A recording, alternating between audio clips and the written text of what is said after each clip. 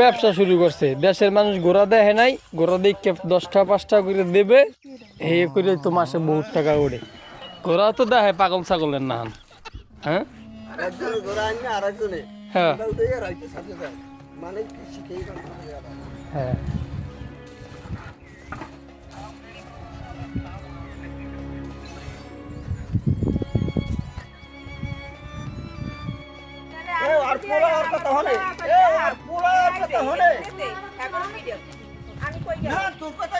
কালকে না পরশু দিন যেন একটা ভিডিও দেখছি, কলাপাড়া তরমুজ খাওয়ার অপরাধে ছাগল বাইন্ধে রাখছে থানার সামনে। আর এই যে আমার চাচায় বাড়িতে বাইন্ধে রাখছে, গোড়া বাদামের ক্ষেত খেয়ে লাইছে পুরাটা। ঠিক আছে, এখন কি এটা থানায় দিমু? আপনারাই বলেন। এই অবস্থা, কিন্তু আমরা রিকোয়েস্ট করতেছি গোড়াটা ছাড়িয়ে দেওয়ার জন্য, কারণ গরিব মানুষের গোড়া তো।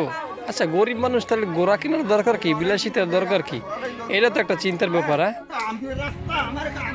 হ্যাঁ আচ্ছা, হ্যাঁ তো গরিব মানুষ তাহলে গোড়া কিনছে কি লিগে এত কিছু থুইয়া? হ্যাঁ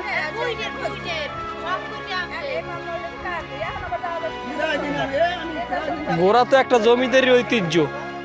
শুনছি আমাকে তাল এই জব্বরালাদার হ্যাঁ আসল গোড়া।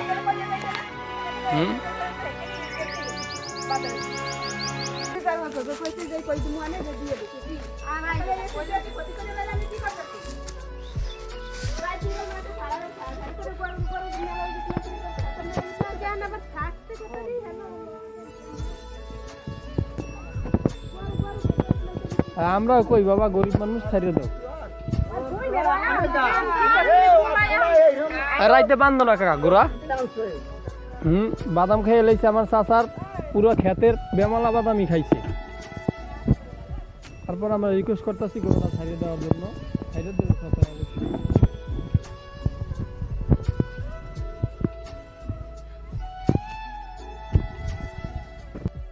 এই যে অবশেষে চাচায় ছাইরা দিল, কোনো জরিমানা নিল না। আসলে অনেক ভালো মনের মানুষ আমার চাচাই।